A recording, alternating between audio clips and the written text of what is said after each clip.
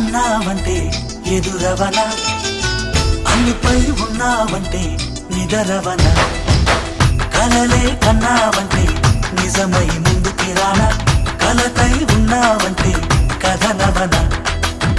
అమ్మలో ఉండే సగం అక్షరం నేనే, నాన్నలో రెండో సగం లక్షణం నేనే.